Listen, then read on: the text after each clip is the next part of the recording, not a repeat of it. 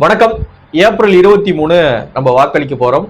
இன்று ஏப்ரல் 21 6 மணியோட பிரச்சாரம் முடிவடைஞ்சிடுச்சு, ஓய்வடைஞ்சிடுச்சு.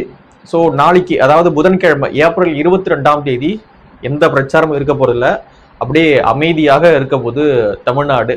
இவ்வளவு நாளா துண்டு பிரசுரம் வந்திருக்கும், வீட்டுக்கு ஓட்டு கேட்டு அம்மா தாயே அப்படின்னு ஓட்டு கேட்டு வந்திருப்பாங்க. கட்சி கொடிகள் பறந்திருக்கும், ஆட்டோல பாட்டு சத்தம் கேட்டிருக்கோம், மறந்து விடாதீர்கள் மறந்தும் இருந்து விடாதீர்கள் அப்படின்ற கோஷம்லாம் கேட்டிருக்கோம். ஸோ ரொம்ப பரபரப்பா இருந்திருக்கும் இவ்வளவு நாள். ஸோ அது இன்று 6 மணியோடு ஓய்வு அடைஞ்சிடுச்சு. நாளைக்கு புதன்கிழமை தமிழ்நாடு அமைதியாக இருக்க போது. அந்த அமைதியோடு போயிட்டு ஏப்ரல் 23 நம்ம வாக்களிக்க போறோம். ஸோ இந்த வீடியோ எதுக்காக அப்படின்னு பார்த்தீங்கன்னா, யாருக்கு வாக்களிக்கலாம், எப்படி வாக்களிக்கலாம், வாக்கு அப்படின்றது எவ்வளவு முக்கியமானது அப்படின்ற ஒரு விஷயத்த இதில் நம்ம டிஸ்கஸ் பண்ணலாம். இந்த வீடியோ இன்ட்ரெஸ்டிங் இல்லாமல் இருக்கலாம், ஆனால் முக்கியமானது அப்படின்னு நான் நினைக்கிறேன். ஸோ வீடியோ ஃபுல்லாக பாருங்க, அப்படியே சப்ஸ்கிரைப் பண்ணிடுங்க. அப்படியே ஓட்டு போடுற மாதிரி இங்கே சப்ஸ்கிரைபும் பண்ணிடுங்க. உங்களுடைய ஆதரவை தொடர்ந்து சேனலுக்கு கொடுங்க. ஒரு நாட்டை ஆள்வதற்கு நிறைய முறைகள் இருக்கு. மன்னர் அடிப்படையில், மன்னராட்சி அடிப்படையில் நாட்டை ஆள்வாங்க. அதுதான் தமிழ்நாட்டில் ஒரு 500 வருஷத்துக்கு முன்னாடிலாம் இருந்தது, மன்னராட்சி முறை வந்துச்சு. அப்படி நாட்டை ஆள்வாங்க. அப்புறம் சர்வாதிகார அடிப்படையில் நாட்டை ஆள்வாங்க. Hitler, Mussolini, Stalin, USSR Stalin so அந்த மாதிரியான சர்வாதிகார முறைகளில் ஒரு நாட்டை ஆளுவாங்க. மக்கள் ஆட்சி முறை, ஜனநாயக முறையிலேயும் ஒரு நாட்டை ஆள்வாங்க. ஸோ நம்ம ஊரில் ஜனநாயக முறையில் தான் நாட்டை ஆள்றாங்க. ஜனநாயக முறை ரொம்ப புனிதமானதா அப்படின்னு கேட்டீங்கன்னா, என்ன பொறுத்தளவுக்கு ரொம்ப புனிதமான அமைப்பு ஜனநாயகம் அப்படின்றதுக்குலாம் ஒன்றும் கிடையாது. ஏன் அப்படின்னா, உள்ளதுல ஜனநாயகம் கொஞ்சம் பெட்ரு அப்படின்னு நம்ம சொல்லலாமே தவிர்த்து, ஜனநாயகத்தில் நடப்பது எல்லாமே ரொம்ப புனிதமா இருக்கும். ஜனநாயகத்துல மக்களுடைய குரலை கேட்டுதான் ஆட்சியாளர்கள் முடிவுகளை எடுப்பாங்க. ஜனநாயகம் அவ்வளவு அப்படிலாம் ஒன்றும் கிடையாது, அவ்வளவு புனிதமானது அப்படிலாம் நம்ம சர்டிபிகேட் கொடுக்கறதுக்கு ஒன்றும் இல்லை. இருக்கிறதுல மன்னராட்சி முறையில, சர்வாதிகாரத்துல இப்படி நிறைய அமைப்பு முறைகள் இருக்கு. ஸோ இதுல உள்ளதுல பெட்டராக ஜனநாயகம் அப்படின்றது இருக்கு. ஸோ அந்த ஜனநாயகத்துல ஒரு முக்கியமான அங்கம் தான் மக்கள் வாக்களிச்சு ஆட்சியாளர்களை தேர்வு பண்ணுவது. அதான் எலெக்ஷன் வைக்கிறாங்க. ஸோ மன்னராட்சியில மக்களுடைய குரல் என்னன்றதே அவங்க கேட்க மாட்டாங்க. சர்வாதிகாரத்திலையும் அப்படிதான், அவங்க சொல்றது ஆர்டர் பண்ணுவாங்க, இதை பண்ணு, அவ்வளவுதான், முடிஞ்சு போச்சு. உங்களுடைய குரல் என்ன அப்படின்றதே கணக்கு கிடையாது. ஆனா ஜனநாயகத்துல அப்படி ஒரு வாய்ப்பு உண்டு. மக்கள் என்ன சொல்றாங்க அப்படின்றத அரசியல்வாதிகள் கேட்டே ஆக வேண்டிய ஒரு கட்டாயம் ஏற்படும். 5 வருஷத்துக்கு ஒரு தடவை காலில் விழுந்து, ஐயா தப்பு பண்ணிட்டேன் அப்படின்னு ஏதோ ஒன்று சரண்டர் ஆகி ஓட்டு போடுங்க அப்படின்ற கேட்க வேண்டிய ஒரு அவசியமானது அரசியல்வாதிகளுக்கு, கட்சிகளுக்கு ஏற்படும். அந்த வகையில் ஜனநாயகம் அப்படின்றது ஒரு இருக்கிறதுல உள்ளதுல ஒரு சிறந்த அமைப்பு அப்படின்றது நம்ம சொல்லலாம். ஸோ இப்பொழுது நம்ம ஜனநாயக அமைப்புல ஒரு முக்கியமான அங்கமான வாக்களிப்பு அப்படின்ற ஒரு இடத்துல நம்ம இருந்துகிட்டு இருக்கோம். ஏப்ரல் 23 தான் நம்ம ஓட்டு போட போறோம். அடுத்த 5 வருஷத்தை தீர்மானிக்க போற ஒரு தேர்தல். அடுத்த எலெக்ஷன் 31, சட்டமன்ற எலெக்ஷன். அடுத்த எலெக்ஷன் 31 வரும். ஸோ இந்த 5 வருஷம் தமிழ்நாடு எப்படி இருக்க போகுது, வளரப்போதா, தேய போதா, மக்களுடைய வாழ்வாதாரம் எப்படி இருக்க போகுது, என்ன மாதிரியான இன்ஃப்ராஸ்ட்ரக்சர்ஸ் இங்க உருவாக போகுது, என்ன மாதிரியான வேலைவாய்ப்புகள் உருவாக்க போகுது, பெண்களுக்கு பாதுகாப்பு இருக்க போதா, எல்லாமே இங்க தீர்மானிக்க போறது இந்த எலெக்ஷன் தான் அது தீர்மானிக்க போகுது.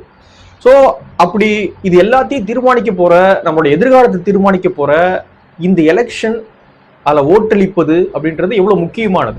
ஆனா மக்கள் என்ன பண்றாங்க அப்படின்னா, அதெல்லாம் ஒன்றும் பிரச்சனை கிடையாது, நான் ஓட்டு போட்டு இங்க மாறிடுமா, ஒரு ஆள் ஓட்டு போட்டு மாறிடுமா, நான் ஏன் போனேன் ஓட்டு போட்டு, எனக்கு 1000 ரூபா சம்பளம் ஒரு நாள், நான் அதை விட்டுட்டு ஏன் போயிட்டு ஓட்டு போட்டு வரணும் அப்படின்ற மாதிரி நிறைய இதுல படிச்சவங்க தான் ஓட்டு போடாம இருக்காங்க.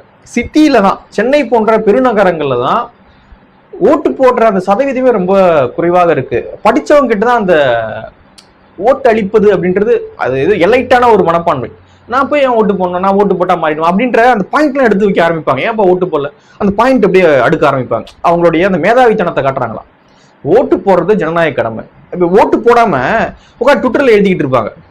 ஏன் இவங்க படிச்சவங்க அப்படின்றத ட்விட்டர்ல போய் எழுதிக்கிட்டு இருப்பாங்க, ஓட்டு போட்டியா, ஆனா ஓட்டு போட மாட்டேன், அதுக்கு 10 காரணம் நான் சொல்லுவேன் அப்படின்னு.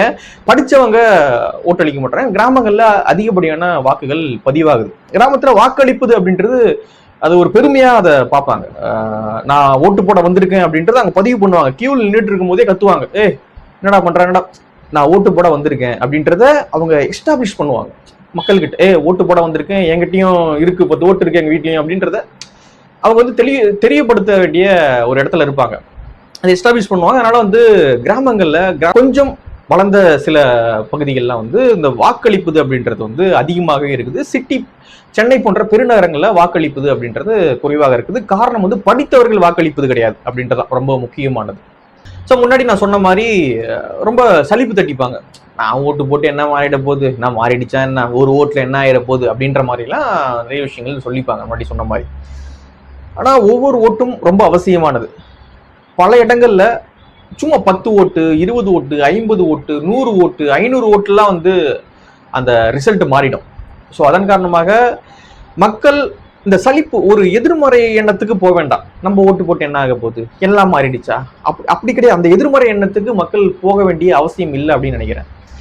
ஓட்டு போடுங்க. முதல்ல போயிட்டு பாசிட்டிவாக இந்த எலெக்ஷன்ல ஒரு நல்லது நடக்கும், ஒரு 5 வருஷம் நமக்கு ஒரு மாற்று வரும் அப்படின்ற ஒரு நம்பிக்கையோடு மக்கள் வாக்களிக்கணும். இந்த எதிர்மறையான எண்ணத்தை வந்து முதல்ல தூக்கி எறிங்க. நேர்மறையான எண்ணத்தோடு மக்கள் வாக்களிக்கணும் அப்படின்னு நினைக்கிறேன் நான்.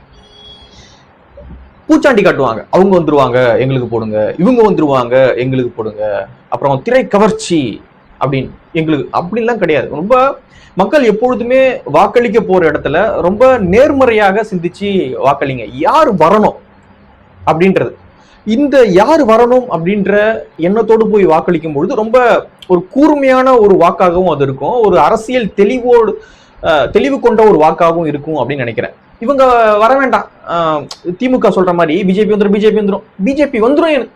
அப்ப திமுக வரணும்ன்றதான் எண்ணம் கிடையாது, இவன் வந்துடக்கூடாதுன்றதான் எண்ணம். ஸோ அப்படி அது எப்படி ஒர்க் ஆகும், அது எப்படி சமூகத்துல வந்து ஒரு பாசிட்டிவான ஒரு இடத்துக்கு நகர்த்தும். அதனால மக்கள் எப்பொழுதுமே வந்து பாசிட்டிவா ஓட் போடுங்க. யார் வரணும், எதனால அவங்க வரணும் அப்படின்ற ஒரு எண்ணத்துல போய் ஓட் போடுங்க. இந்த பூச்சாண்டியை வச்சுக்கிட்டு பயமுறுத்துவானுங்க, அவங்க வந்துருவாங்க, ஐயோ திமுக வந்துடும் எனக்கு ஓட்டு போடு, ஐயோ பிஜேபி வந்துடும் எனக்கு ஓட்டு, அந்த கதையே இங்க கிடையாது. யாரு வரணும், எதுக்காக அவங்க வரணும் அப்படின்ற ஒரு தெளிவோடு மக்கள் வாக்களிக்க வேண்டியது அவசியம் நினைக்கிறேன். ஸோ மக்கள் அப்படியாக வாக்கு போடுங்க. பூச்சாண்டிகளை பார்த்து எதிர்மறையாக மக்கள் வாக்களிப்பதை முதல்ல விடுங்க. அவன் வந்துருவான், இவங்க வந்துருவான் அப்படிலாம் ஒன்றும் கிடையாது. அப்படிலாம் உங்களை இலவசமாக உங்க வாக்குல வந்து அறுவடை பண்ணுவாங்க. ஸோ அப்படிலாம் போயிட்டு ஓட்டு போட்டுக்கிட்டு இருக்காதீங்க. இவங்க என்ன பண்ணாங்க, இவங்க என்ன சொல்லியிருக்காங்க, ஸோ இப்படி பார்த்து உங்களுடைய எதிர்காலத்தை தீர்மானிங்க. அதை விட்டுட்டு பூச்சாண்டிகளை பார்த்து வந்துருவான் அப்படின்னு பூச்சாண்டி பண்ணுவான். இந்த பூச்சாண்டிகளை பார்த்து, திரைக்கவர்ச்சியை பார்த்து, ஸோ அப்புறம் ஓட்டு காசு கொடுப்பாங்க, இந்த இலவசங்கள், ஸோ இதெல்லாம் பார்த்து ஓட்டு போட்டுட்டு இருக்காதீங்க. நேர்மறையாக மக்கள் வாக்களிக்கணும் அப்படின்னு நினைக்கிறேன். நேர்மறையாக வாக்களிக்கணும். எல்லாரும் போய் வாக்களிங்க. படிச்சவங்க முதல்ல போயிட்டு ஓட்டு போடுங்க. உட்காந்து ட்விட்டர்ல போயிட்டு எழுதிக்கிட்டு இருக்கிறது, அங்க போயிட்டு தங்களுடைய மேதாடித்தனத்தை காட்டிட்டு இருப்பாங்க. இந்த சித்தாந்தத்தின் மீது, இந்த சித்தாந்தம் இவ்வளவு கருத்து வேறுபாடுகள் வச்சிருக்கு, இந்த சித்தாந்தத்தில் இப்படி சொல்லப்பட்டிருக்கு, அப்போ மார்க்ஸ் அப்படி சொன்னார், அதெல்லாம் போய் ஓட்டு போடுப்பா. முதல்ல படிச்சவன் தன்னுடைய மேதாவித்தனத்தை எங்க காட்டுவானா, இந்த ட்விட்டர் போன்ற இந்த பக்கங்களை காட்டிக்கிட்டு இருப்பான். ஓட்டு போட்டானா கேட்டா ஓட்டு போட மாட்டான். ஸோ அதனால வந்து முதல்ல ஓட்டு போடுங்க. போடுற ஓட்டை பாசிட்டிவா போடுங்க அப்படின்றது நான் ஒரு பார்வையாக நான் முன்வைக்கிறேன். ஸோ 23ஆம் தேதி எல்லோரும் வாக்களிங்க.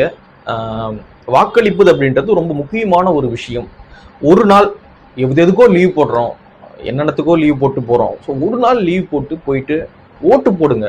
கியூவில் நின்று ஓட்டு, இப்போ பெரிய கியூ கூட இருக்காது. சும்மா நீங்க கொஞ்சம் மதிய டைம்லாம் போனீங்கன்னா பெரிய கூட்டம்லாம் இருக்காது, டக்குனு போய் ஓட்டு போட்டு வந்துடலாம். ஸோ போயிட்டு நம்பிக்கையோடு நேர்மறையாக மக்கள் பாசிட்டிவா இவங்க வரணும், இதுக்காக இவங்க வரணும் அப்படின்ற மாதிரி ரொம்ப நேர்மறையாக மக்கள் வாக்களிக்கணும் அப்படின்னு கேட்டுக்கிறேன். அடுத்த 5 வருஷம் தமிழ்நாடு எப்படி இருக்க போகுது, எதை நோக்கி போக போகுது அப்படின்ற விஷயத்தை தீர்மானிக்கக்கூடிய எலெக்ஷன் இது. ரொம்ப அசால்ட்டா விட்டுறாதீங்க. திரைக்கவர்ச்சி குறுக்க ஓடியாரும், இந்த பூச்சாண்டிகள்லாம் குறுக்க ஓடியாருவாங்க. ஸோ அதெல்லாம் பார்த்து பயந்து ஓட்டளிக்காதீங்க. நம்பிக்கையோடு வாக்களிங்க. நன்றி.